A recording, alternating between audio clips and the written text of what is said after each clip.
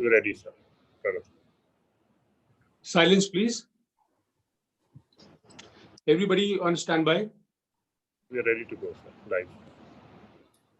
नमस्कार दोस्तों, प्रधानमंत्री के आर्थिक पैकेज के ऐलान के बाद वित्त मंत्री श्रीमती निर्मला सीतारामन जी आज दूसरी दफा आर्थिक पैकेज की दूसरी किस्त देश के सामने रख रही थी। देखना यह है कि योजनाएं कितनी किताबी हैं और कितनी जमीनी। हम उपस्थित हैं कांग्रेस पार्टी की प्रतिक्रिया के साथ। हमारे साथ हैं पार्टी के लोकप्रिय नेता एवं सांसद श्री मनीष तिवारी जी एवं प्रवक्ता सुप्रिया श्रीनेत जी। मैं आग्रह करूंगा कि ब्रीफिंग शुरू करें। दोस्तों, सुप्रिया जी की ओर से और हमारे बाकी जो सारे वरिष्ठ साथी हैं उनकी ओर से मैं अपने सारे पत्रकार साथियों का आज की इस प्रेस वार्ता में बहुत बहुत स्वागत करता हूं और एक बार फिर से आप लोगों को मुबारकबाद देना चाहता हूं, आप लोगों का खैर मकदम करता हूं कि इस बहुत ही जटिल परिस्थिति में, इस बहुत ही डरावने माहौल में जिस तरह से आपने अपनी जिम्मेदारी को अंजाम दिया है, आप सारे लोग बधाई के पात्र हैं और मैं ये उम्मीद करूंगा कि आप और आपका परिवार सुरक्षित रहें और इसी तरह से समाज की सेवा करते रहें। आज हमने लगभग 1.5 घंटे तक सम्मानित वित्त मंत्री श्रीमती निर्मला सीतारमन जी को, जो उनके राज्य मंत्री हैं अनुराग ठाकुर जी को और जो उनके सारे अफसर हैं, उन सबको बहुत ही ध्यानपूर्वक सुना और बहुत ही दुख के साथ मुझे ये बात कहनी पड़ रही है कि आज जिस तरह सरकार पेश आई है, ये अज्ञानता, अहंकार और असंवेदनशीलता का उत्कृष्ट सम्मिश्रण है। मैं फिर दोहराना चाहता हूं, ये अज्ञानता, अहंकार और असंवेदनशीलता का उत्कृष्ट सम्मिश्रण है। The entire press conference was a classical display of arrogance, ignorance and insensitivity. और अब मैं आपको बताना चाहूंगा कि मैं ये बात क्यों कह रहा हूं। कुछ दिन पहले एक अखबार में मैंने एक लेख लिखा था। उसमें मैंने एक बात कही थी कि जब दूसरा महायुद्ध खत्म हुआ तो अखबारों के पहले पन्नों के ऊपर, उन दिनों चलचित्र नहीं हुआ करता था, टीवी नहीं हुआ करता था, एक फोटो छपी एक नौसैनिक का एक लड़की को अपनी बाहों में लिए हुए, तो वैसे भी कट चुकी, खुशी से झूम रहा है और वो दूसरे महायुद्ध की समाप्ति की सबसे आइकॉनिक पिक्चर बनी। इसी तरह से जब वियतनाम का युद्ध चल रहा था तो एक फोटो छपी कि एक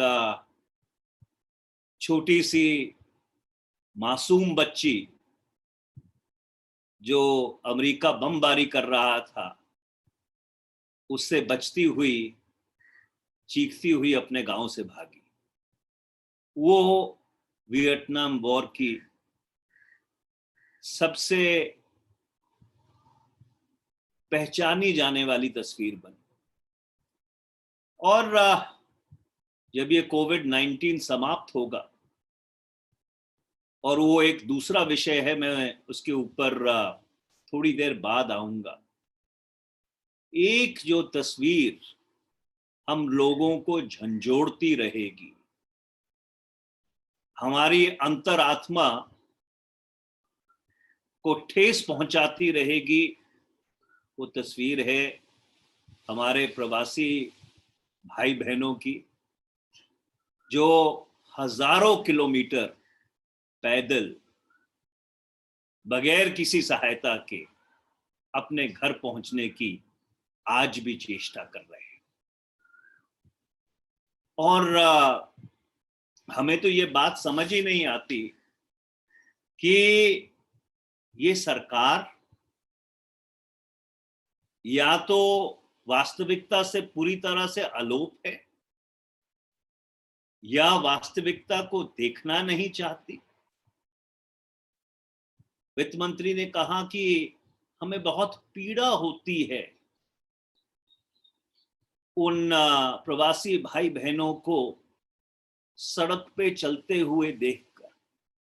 तो हम पूछना चाहते हैं कि उस पीड़ा का आप कर क्या रहे हैं? 23 मार्च को आपने लॉकडाउन की घोषणा की, 28 मार्च को वो लॉकडाउन टूट गया, लाखों लोग अपने घर के लिए पैदल निकल गए, आपने उनको रोका, कैंपों में रखा, क्लोरीन से नहलवाया और उसके बाद उनको फिर सड़क पे छोड़ दिया कि जाइए बूझिए। अगर आज 1947 के बाद जब भारत का विभाजन हुआ था, जो मानवीय संकट उत्पन्न हुआ था उस विभाजन के कारण कि जनसंख्या का अदल बदल हुआ था, या 1971 में जब पूर्वी पाकिस्तान में पश्चिमी पाकिस्तान की फौज अत्याचार कर रही थी और उसके कारण 10 लाख शरणार्थी भारत भाग के आए, उसके बाद ये सबसे बड़ी मानवीय आपदा है, ह्यूमैनिटेरियन डिजास्टर है, जिसको इस सरकार ने प्रायोजित किया है। तो पहला आपका उत्तरदायित्व तो ये नहीं बनता था कि आप देश को ये बताते कि वो जो लोग चल के अपने घर पहुंचने की कोशिश कर रहे हैं, उनके लिए आप क्या कर रहे हैं? उनके लिए आप बसों की व्यवस्था क्यों नहीं करते? राज्य सरकारों के पास हजारों की तादाद में बसें हैं, उन बसों का आप इस्तेमाल क्यों नहीं करते? ये जो पैदल लोग चल रहे हैं, इनको सुरक्षित अपने घर तक पहुंचाने के लिए। वित्त मंत्री जी ने कहा कि देश में 8 करोड़ माइग्रेंट लेबरर्स हैं। 8 करोड़ नहीं है, 2011 के सेंसस के आंकड़े के हिसाब से 11 करोड़ है। और उसमें से 4.5 करोड़ लोग इंटरस्टेट माइग्रेंट्स हैं। और 2011 से लेकर 2020 तक वो आंकड़ा शायद दुगना हो गया होगा। वित्त मंत्री जी ने कहा कि हमने इतनी रेलगाड़ियां चलाई,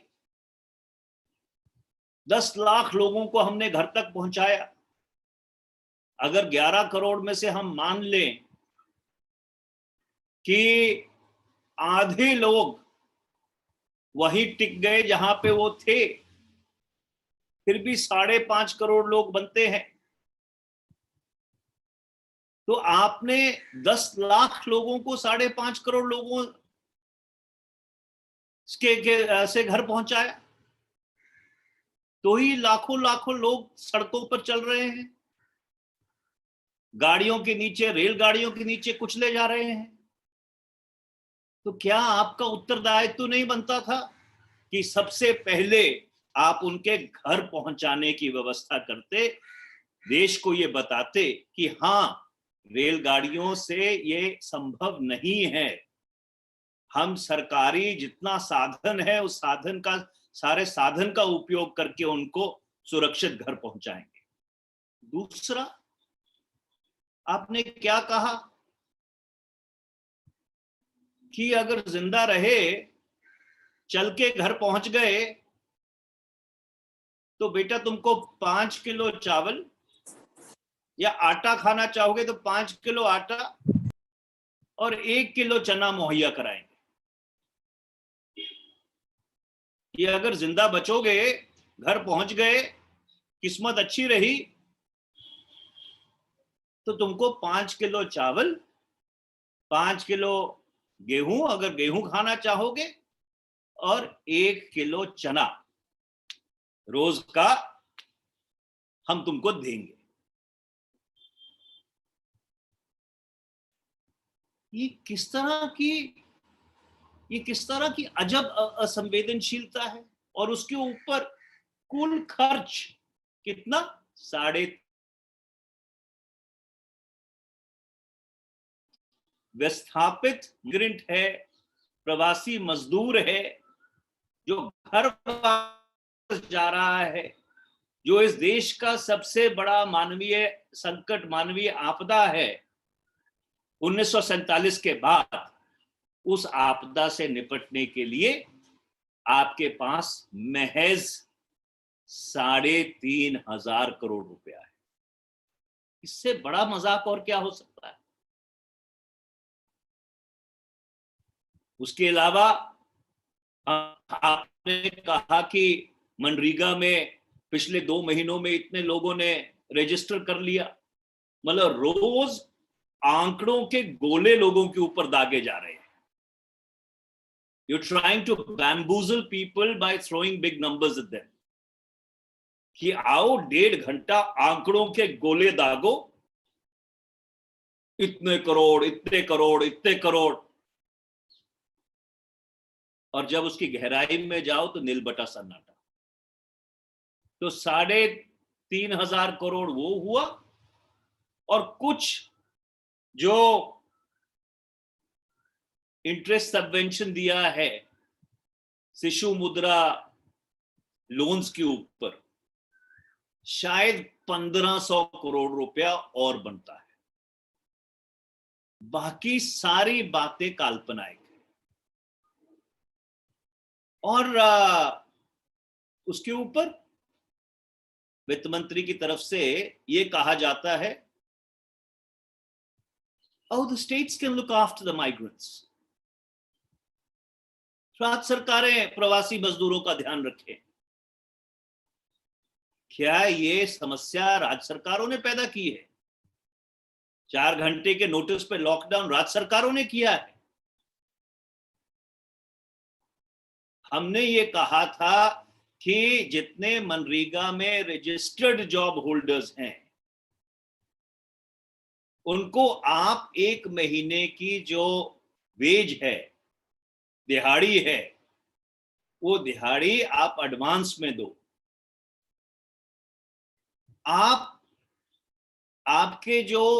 आपका जो पैकेज है, उस पैकेज का मापदंड ये होना चाहिए आप कितना पैसा लोगों की जेब में डाल रहे हैं। और आज इस मानवीय आपदा से निपटने के लिए आपके पास सिर्फ एक सलूशन है, 5 किलो आटा या 5 किलो गेहूं और 1 किलो चना। आपको हर परिवार को जो इस तरह विस्थापित हुआ है, उसको 10-10 हजार रुपया तो देना चाहिए था प्रति माह का, जिससे उसकी जेब में 4 पैसे होते। पर आप तो उससे घर जाने का किराया भी वसूल रहे हैं। तो इसलिए कुल मिलाकर विस्थापित मजदूरों के लिए, जो गरीब है उसके लिए, इस सरकार के पास अपनी तिजोरी में कुल 5,000 रुपया था। इससे बड़ा मजाक उनकी त्रासदी के साथ, उनकी गुर्बत के साथ और कोई नहीं हो सकता। आप कहते हैं कि 50 लाख रेडी फड़ी वाले हैं, हम उनको बैंक का क्रेडिट देंगे। आपने कभी पता किया है कि उनके पास कितनों के पास बैंक खाते हैं? कौन सा बैंक उनको ऋण देने जा रहा है? कभी आपने बैंक में जाके देखा है कि ऋण लेने के लिए कितनी जमीन पर नाक से लकीरें खींचनी पड़ती हैं, आदमी की चप्पल घिस जाती है? वो बेचारे खाने कमाने वाले सुबह कैश में कमाते हैं, शाम को कैश में खरीदते हैं, कुछ उससे बचा के खा लेते हैं। उनको आप कह रहे हैं कि बैंक आपको ऋण देगा। जो हमारी उम्मीद थी कि कल वित्त मंत्री, उससे पहले प्रधानमंत्री अपनी बात यहां से शुरू करते कि हम अपने श्रमिक भाइयों से माफी मांगना चाहते हैं, दोनों हाथ जोड़कर। उनके साथ जो हमने किया है या हुआ है वो बिल्कुल माफ करने लायक नहीं है। हमसे गलती हो गई, हम कोशिश करेंगे कि उसको सुधारा जाए, आप लोगों के लिए कुछ किया जाए। पर आपने तो जले पे नमक छिड़कने का काम किया है। मेरे पास अल्फाज भी नहीं है जो हमारी निराशा है उसको बयान करने के। और उसके साथ साथ सरकार ये प्रिटेंड कर रही है जैसे कोविड-19 खत्म हो गया। आज से कुछ दिन पहले तो आप कह रहे थे कि हमने चेन ऑफ इन्फेक्शन तोड़ना है, इसलिए लॉकडाउन लगाया गया है, फिर लॉकडाउन को बढ़ाया गया। आज भारत जितने चीन में पूरे केस हुए हैं, इतने लो टेस्टिंग रेट के ऊपर भी आज भारत वो आंकड़ा पार करने जा रहा है। कोविड-19 की लड़ाई में आप क्या कर रहे हैं? कितने वेंटिलेटर आए, कितने पर्सनल प्रोटेक्शन इक्विपमेंट आया, कितना आपने अस्पतालों को चुस्त दुरुस्त किया? उसके ऊपर चुप्पी। और जिनको सबसे बड़ी मार पड़ी उनके मुंह के ऊपर तमाचा। भगवान ही बचाए इस मुल्क को। If you want, I'll repeat it in English. Otherwise, I'll hand it over to my colleague Supriya to say that what she has to. Sir, a bit in English, please. Well, we heard the finance minister articulating the second tranche of the bailout package or the economic package, which this government has conceptualized. And it's unfortunate, but today's press conference was a classical display of ignorance, arrogance, and insensitivity. When the Second World War ended, the most iconic image of the war ending was a sailor in New York taking a girl in his arms out of joy. That became the iconic image which was splashed on the front pages of every newspaper across the world. When the Vietnam War was going on, what defined the Vietnam War many decades after it ended was this photograph of this little girl trying to flee a village as the Americans rained napalm bombs down on Vietnam. If there would be one image which would continue to haunt us, which would prick our conscience, is the image of millions and millions of our workers walking home, trying to reach the safety of their home and hearth.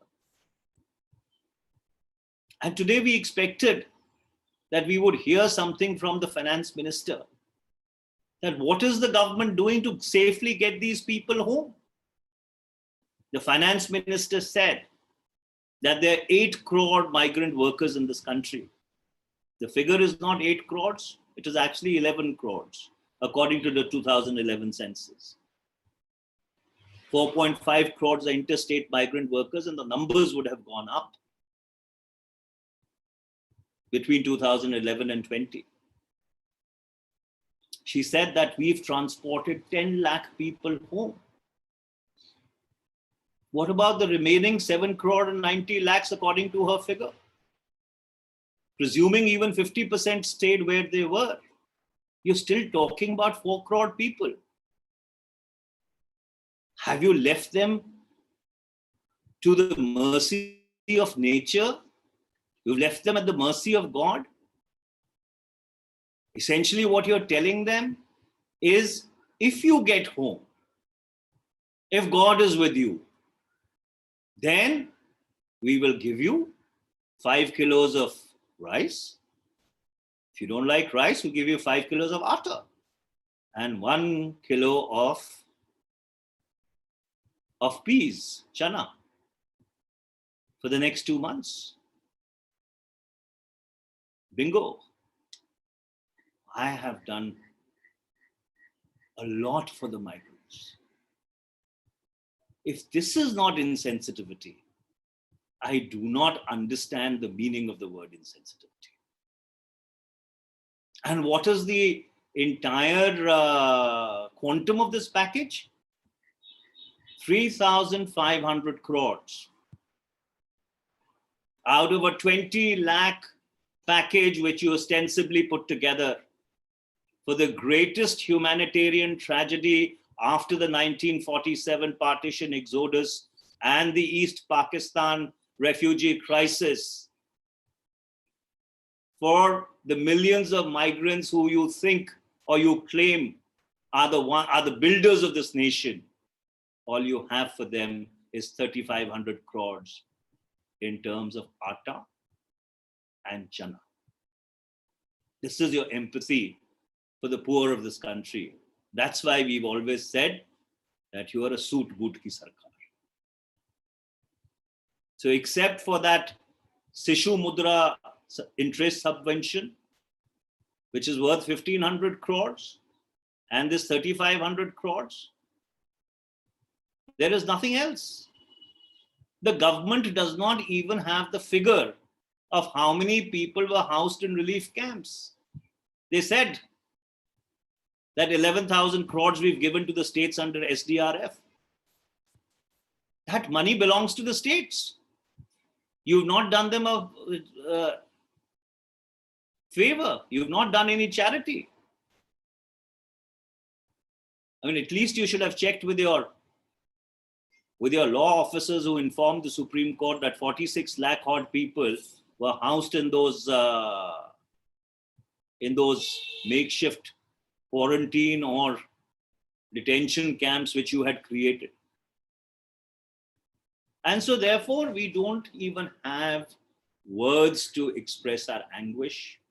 Our head hangs in shame today that for those millions and millions of poor people who've borne the brunt of the lockdown, this government had only 3,500 crores out of 20 lakhs in their kitty to help them. I'll hand it over to Supriya ji to say her bit. Thank you very much, Manish bhai. Thank you very much everyone for joining us.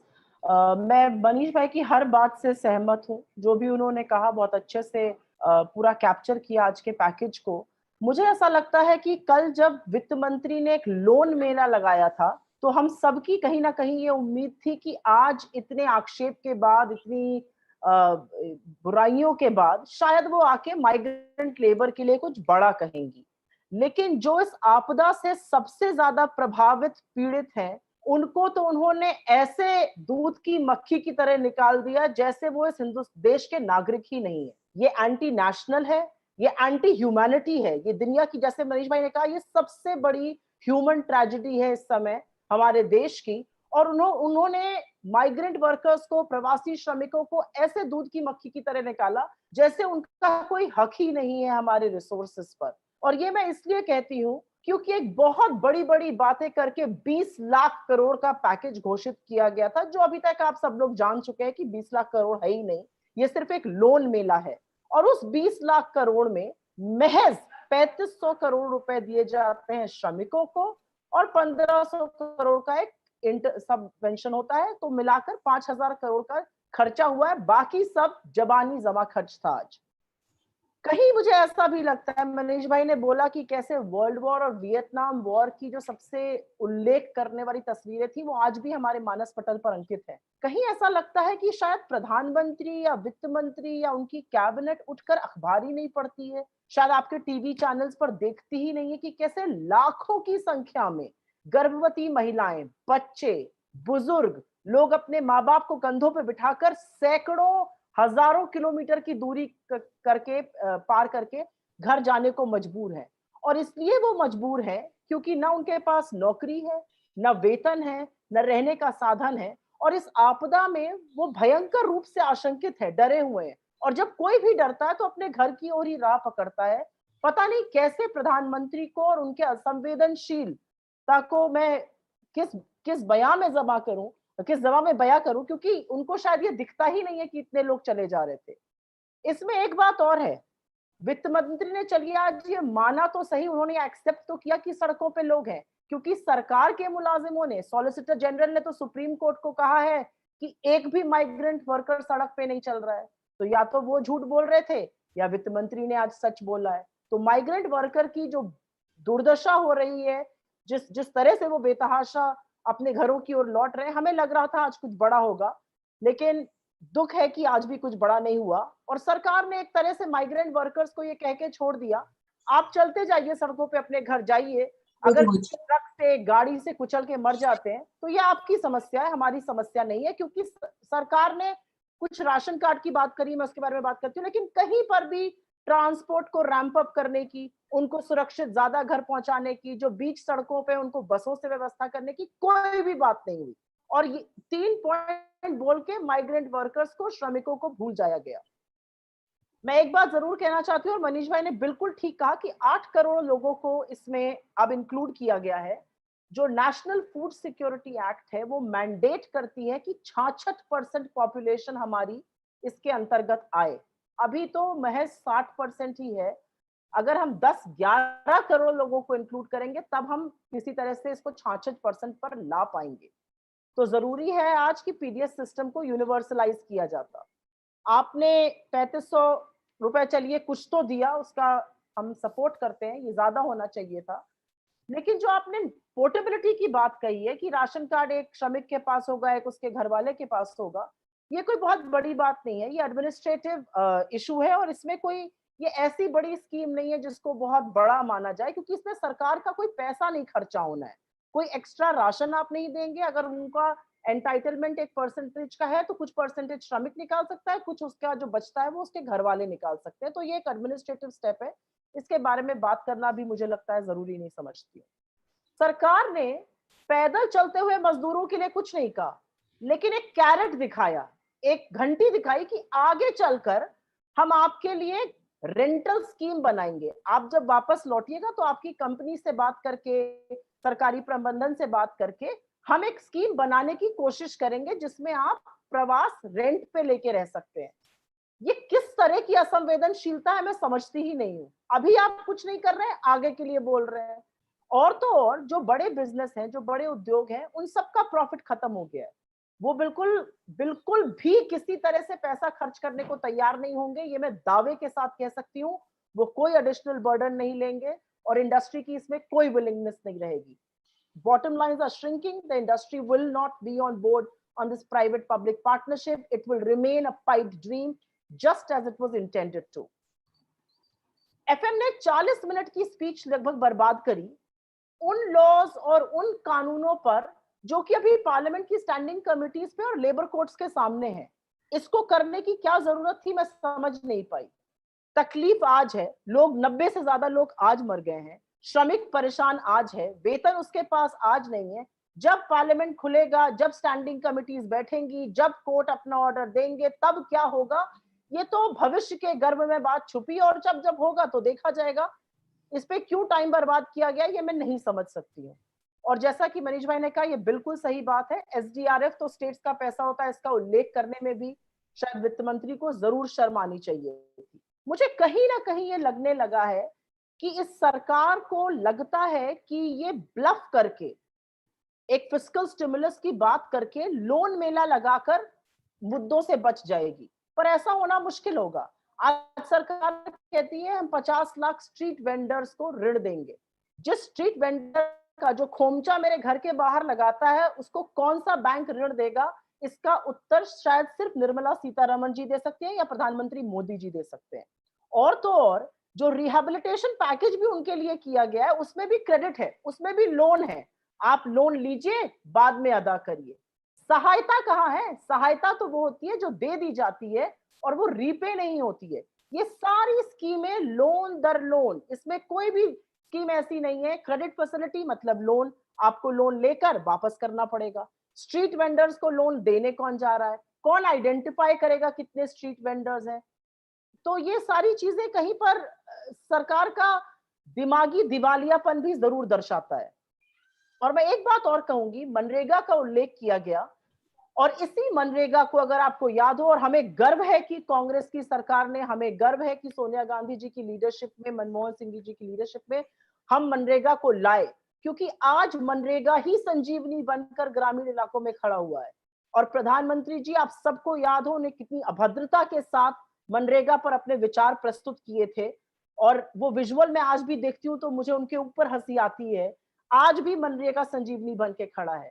और मनरेगा पर आप बड़ी बड़ी बातें कर रहे हैं workers day वगैरह की, असलियत तो ये है कि पिछले अप्रैल मई से इस अप्रैल मई में मनरेगा बुरी तरह से ध्वस्त हुआ है, क्योंकि लॉकडाउन है, कोई काम नहीं हो रहा है।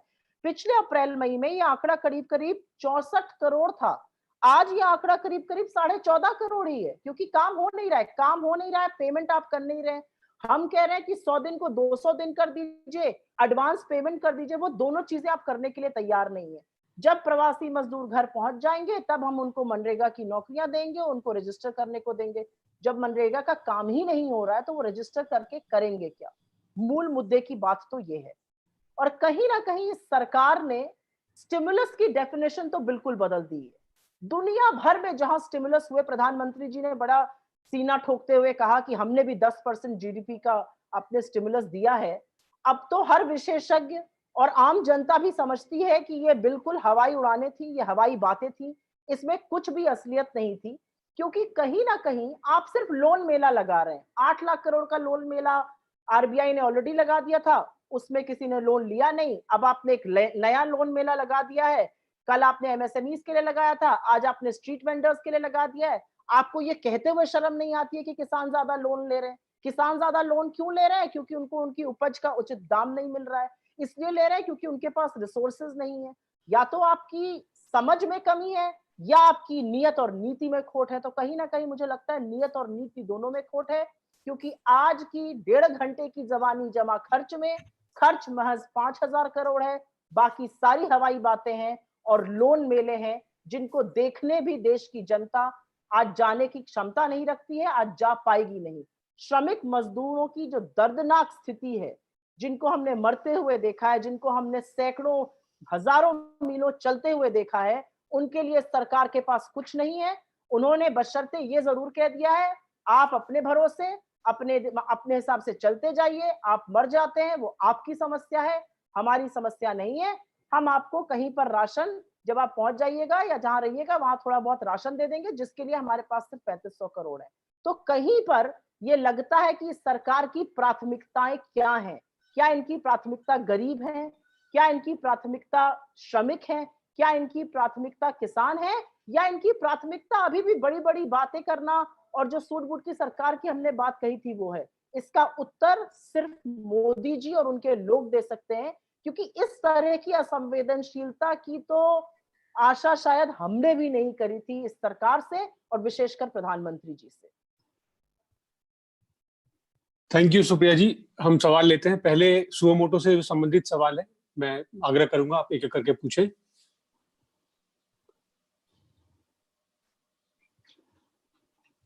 कौन पूछना चाहता है पहला सवाल? सिद्धार्थ, सुओ मोटो पे पूछें अपना सवाल। सर पहला सुओ मोटो पे है, दूसरा आप कहेंगे तो मैं बाद में पूछूंगा। सुओ मोटो पे पहले पूछना चाहूंगा। सर आप मनीष जी से और सुप्रिया जी से सर आप लोग सीधे तौर पे जो घोषणाएं हैं उन्हें आप खारिज कर रहे हैं, क्यों? जबकि सरकार साफ कह रही है कि रेंटल स्कीम चलाएगी, लोन मिलेंगे। तो अगर ये स्टेप खारिज कर रहे हैं तो क्या होना चाहिए इस वक्त?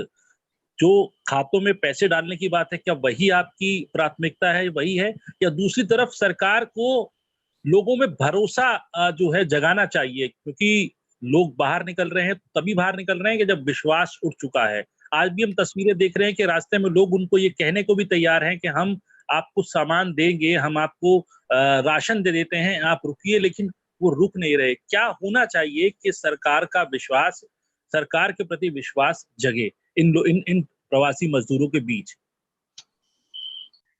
देखिए, बड़ी दुखद बात है कि अगर सरकार की बात पे उनको भरोसा होता तो वो ऐसे सड़क पे नहीं निकल पड़ते। जिस देश में 93% जो श्रमिक हैं वो अनऑर्गेनाइज सेक्टर में हैं, जो सुबह कमाते हैं और शाम को खाते हैं, जिस तरह से लॉकडाउन की घोषणा की गई, उनको हमसे और आपसे पहले ये बात समझ आ गई कि इस सरकार को जो जमीनी हकीकत कोई जानने के बारे में, क्या सरकार को ये कि 93% जो लोग इस सेक्टर में हैं उनमें से अधिकतर डेली वेजर हैं, सुबह कमाते हैं, शाम को खाते हैं। आप 4 घंटे के नोटिस पे लॉकडाउन कर दें तो क्या उनकी जिंदगी तबाह नहीं हो जाएगी? और ये किस तरह की सरकार है कि जब 341 केस थे और 7 लोगों की मृत्यु हुई थी तब आपने लॉकडाउन कर दिया। आज कोविड-19 का आंकड़ा चीन के आंकड़े को पार कर रहा है और आप खोल रहे हैं। आप क्या देश को बेवकूफ समझते हैं? You are pretending as if कोविड-19 is over. I mean, what is this? This is a classical example of policy paralysis. आप कहते हैं कि वो रुक नहीं रहे। भैया, अगर तुम्हारे और मेरे साथ ये हुआ होता जो उनके साथ हो रहा है, क्या तुम रुकते? आप कह रहे हैं कि आपके लिए हम घर बनाएंगे प्राइवेट पब्लिक पार्टनरशिप में जब आप शहर वापस आएंगे। वो अगला ये कह रहा है, सोच रहा है कि मैं जिंदा घर पहुंचूंगा कि नहीं। देखिए कितना बड़ा विरोधाभास है। उसकी चिंता ये है कि मैं जिंदा घर कैसे पहुंचूं, मैं ट्रक के नीचे कैसे ना आऊं। कभी जयपुर के हाईवे पे रात को जाके देखिएगा, हमारे साथी बताते हैं कि पता नहीं कितने लोग कुचल के मर गए हैं। ये जो आंकड़ा है 92 का, ये सिर्फ औपचारिक आंकड़ा है। तो सबसे पहले आपकी जिम्मेवारी ये बनती है कि अगर कोई घर जाना चाहता है तो क्या उसको घर नहीं पहुंचा के आओगे? आप कहते हो कि 8 करोड़ माइग्रेंट्स हैं, 10 लाख को हमने ट्रेन चला के घर पहुंचा दिया। वो बाकी 7 करोड़ 90 लाख का क्या हुआ?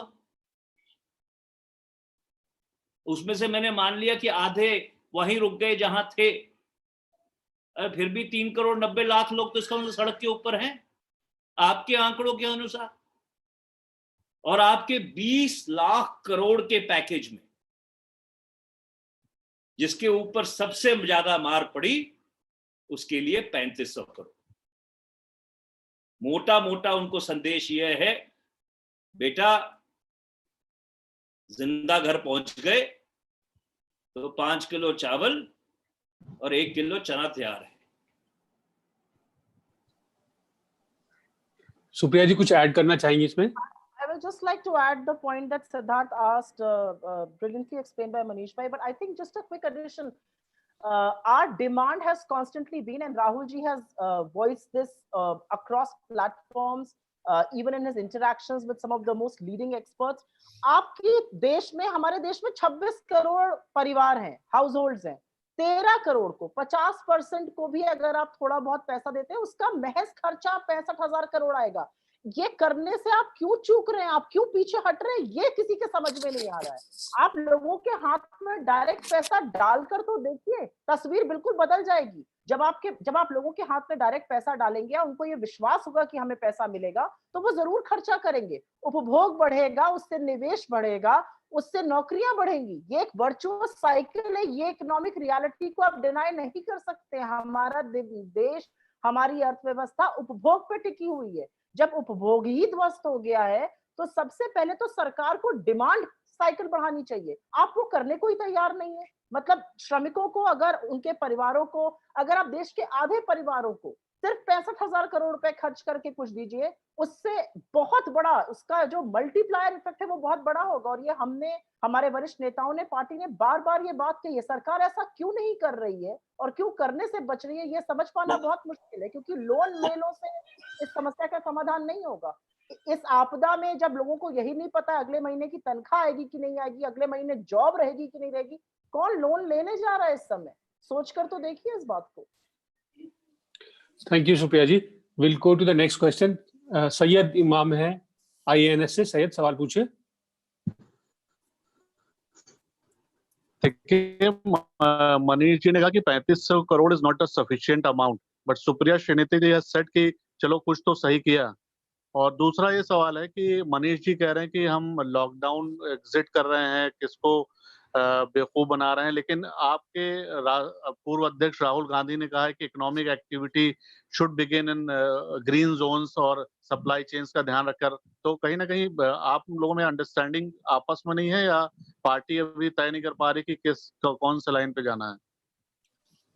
देखो सैयद, इसको कहते हैं कि बाल की खाल निकालो। This is called nit picking. I mean, this is extremely unfortunate. आप बड़े वरिष्ठ साथी हैं, बड़े साल से पत्रकारिता कर रहे हैं। मैंने साफ तौर पे ये बात कही कि ये जो 3500 करोड़ रुपया है, ये हमारे जो श्रमिक हैं उनके जले पे नमक छिड़कने के बराबर है। सुप्रिया जी ने उसी भावना को व्यक्त करते हुए जरूर ये बात कही कि चलो आपने थोड़ा दे दिया, उसको भी हम कबूल कर लेते हैं, पर उसके परिप्रेक्ष्य को समझने की जरूरत है। जिस वेदना से और जिस निराशा से उस बात को कहा गया था, उसको संज्ञान में लेने की जरूरत है।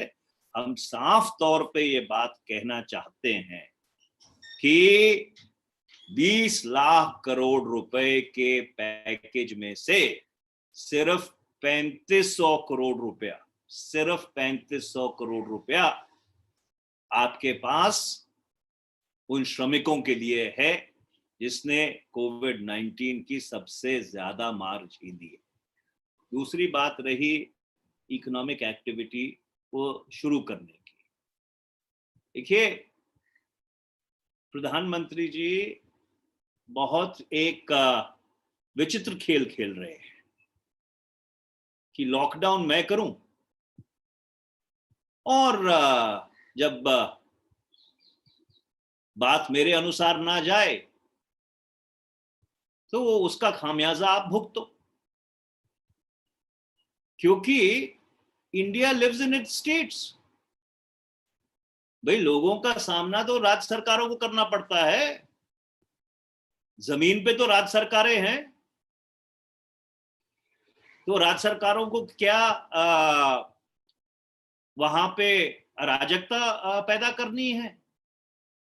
तो इसलिए राज्य सरकारें कह रही हैं कि भाई हमको आप फ्लेक्सिबिलिटी दीजिए, जहां पे इसका संक्रमण कम है हम अपनी आर्थिक एक्टिविटी शुरू कर सके। तो इसलिए केंद्र सरकार अपनी जिम्मेदारी से पूरी तरह से भाग रही है। अभी तक नेशनल एग्जिट प्लान क्यों नहीं बनाया गया? जब आप एनडीएमए की मिसलेनियस गाइडलाइंस के तहत लॉकडाउन कर सकते हैं, तो आप 50 महीने बाद एक नेशनल एग्जिट प्लान नहीं तैयार कर सकते जिसमें स्टेट स्पेसिफिक फ्लेक्सिबिलिटी हो? क्यों नहीं किया आपने आज तक? क्योंकि इस बात का जब जवाब पूछा जाएगा कि 381 पे देश बंद कर दिया, 80,000 पे खोल रहे हो, तो उस जिम्मेदारी से ये भागना चाहते हैं। भारत एक ऐसा अकेला मुल्क है, शायद वो ट्रंप को छोड़ के, जो लॉकडाउन तब खोल रहा है जब आपके केसेस स्पाइक कर रहे हैं। क्या है उत्तर सरकार के पास इसका कि क्या क्यों हो रहा है? इसको सिर्फ राज्य सरकारों पे डाल देना कि जी श्री राहुल गांधी जी ने ये कहा, उसने वो कहा, इसलिए हम कर रहे हैं। अरे जिम्मेवारी आपकी बनती है ना, श्रमिकों के प्रति कोई जिम्मेवारी, ना नेशनल एग्जिट प्लान बनाने के प्रति कोई जिम्मेवारी।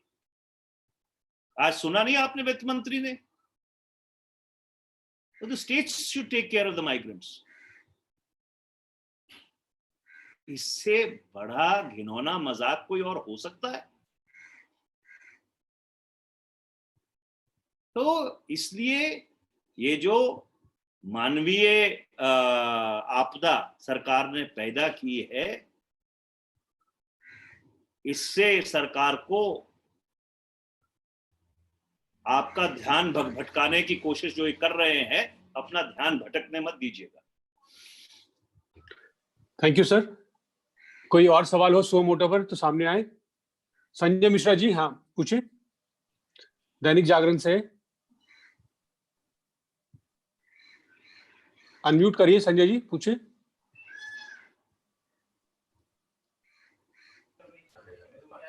नमस्कार मनीष जी। नमस्कार संजय जी।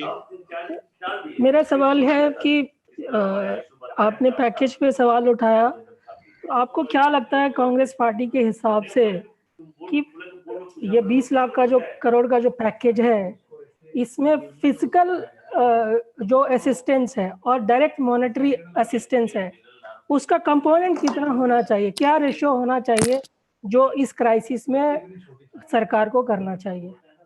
देखिए, आपने संजय जी बहुत अहम सवाल पूछा और इसका बड़ा विस्तृत जवाब इससे पहले सुप्रिया जी दे रही थी। देखिए, सरकार में एक दिक्कत है, ये डिमांड साइड जो प्रॉब्लम है उसको सप्लाई साइड सोल्यूशन से एड्रेस करना चाहती। आपको याद होगा कि सितंबर के महीने में, पिछले अगस्त सितंबर 2019 में, इन्होंने 1,45,000 करोड़ रुपए का फायदा कॉर्पोरेट सेक्टर को पहुंचाया, कॉर्पोरेट टैक्स कम करके। समस्या अर्थव्यवस्था में ये थी कि लोगों के पास पैसा नहीं था खरीदारी के लिए, इन्वेंट्रीज बिल्डअप हो रही थी और लोगों की जेब में पैसा डालने की जगह आपने पूंजीपतियों की जेब में पैसा डाल दिया। यही काम आप आज कर रहे हैं।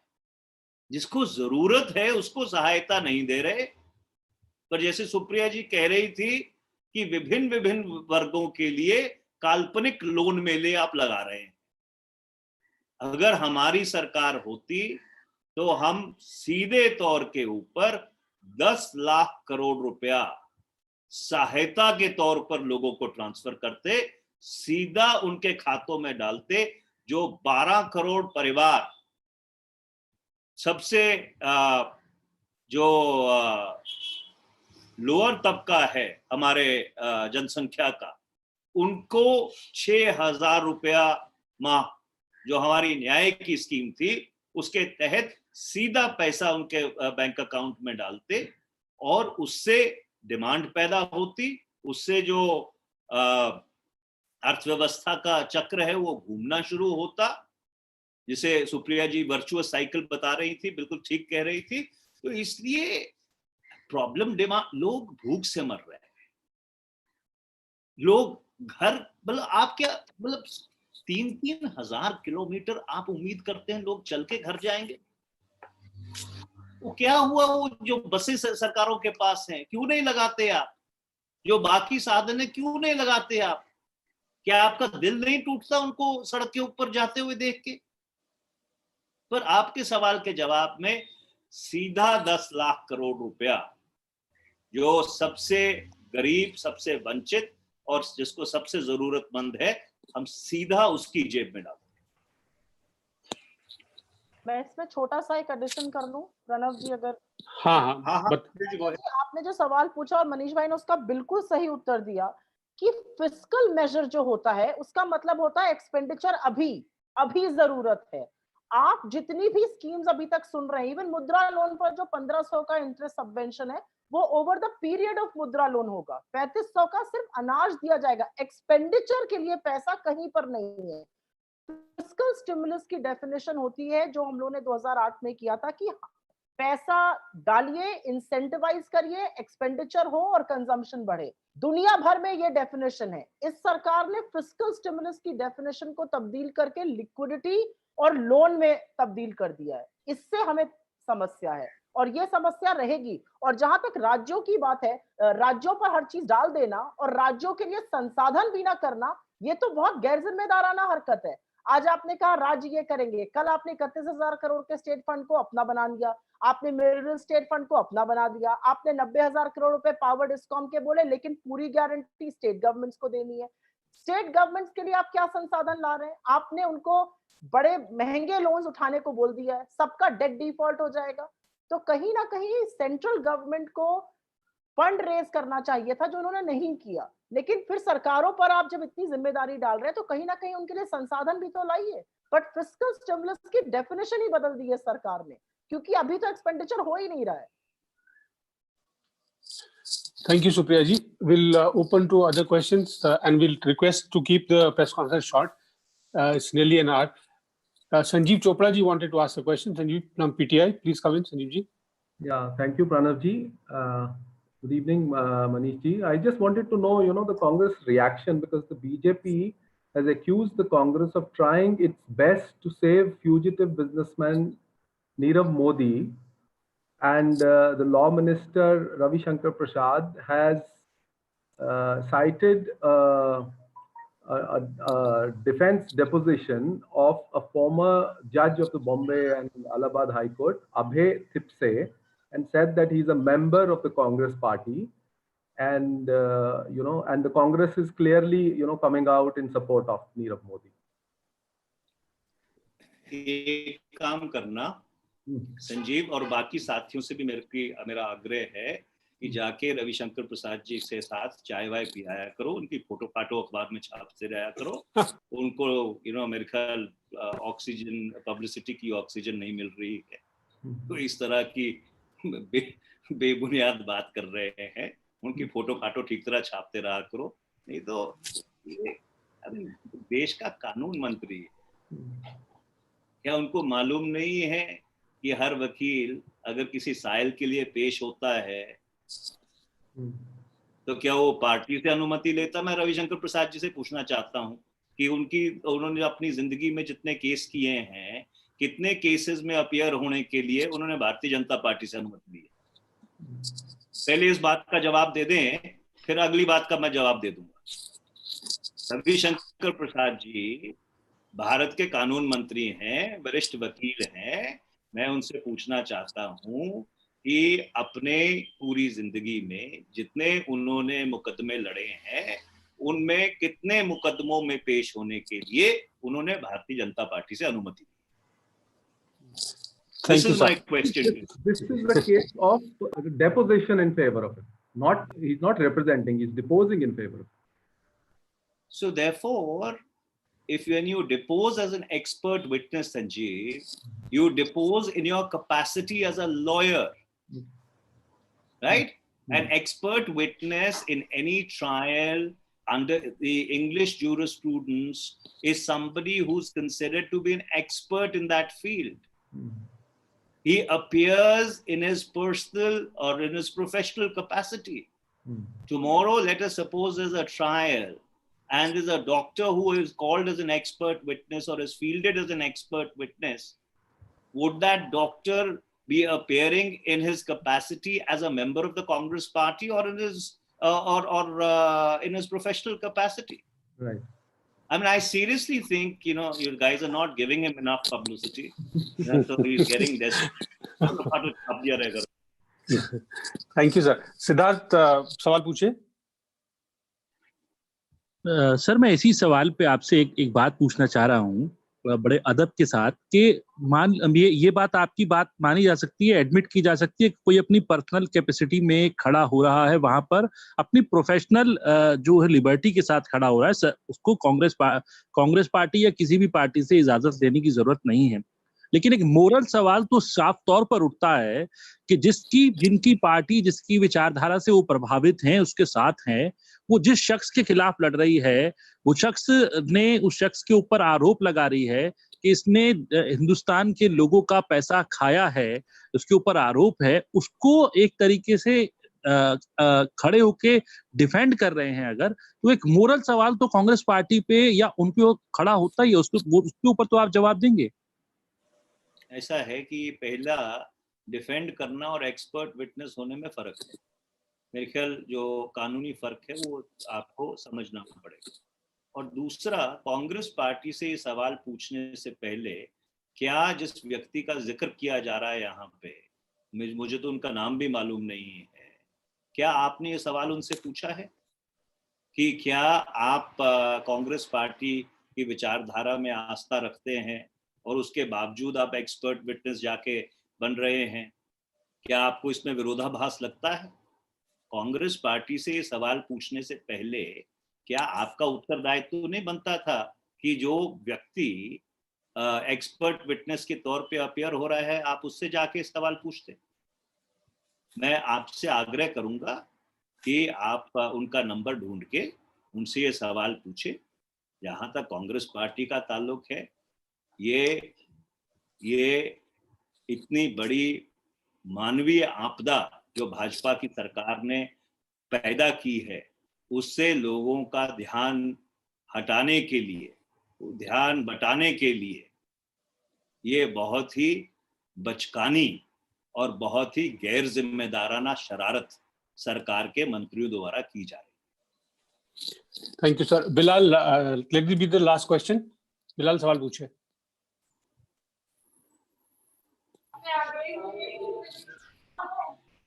बिलाल,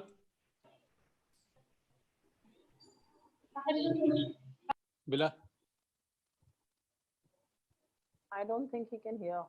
सर वो अंत तक आवाज नहीं आ रही। In that case, can we wind up, sir, with your permission? So I have a question. Samia. Sir, I wanted to ask you, Mr. Prithviraj Chavan today tweeted saying that there is approximately 1 trillion worth of gold with all the religious trusts and temples for that matter. And given the fact that India is faced with an emergency right now, the government should try and use that to borrow it as gold and use that because that will definitely come handy, sir. How do you see this? And does the Congress party also believe in it? Samia, we are talking about a massive humanitarian disaster and the government's ineffectual response to it. So let's keep it at that. I would just like to close this press conference by saying that the biggest takeaway from today's press conference of the finance minister is the ignorance, arrogance, and insensitivity of the NDA BJP government, which could only find 3,500 crore rupees. And that too, also in terms of food, only in terms of food for those people who have been at the receiving end of the COVID-19 pandemic in every sense of the word. There cannot be something more insensitive than this. Thank you. Thank you. Thank you very much, Manish sir and Supriya ji. Thank you everyone for joining. Thank you. Thank you, sir. Thank you, sir. Thanks. Thank you.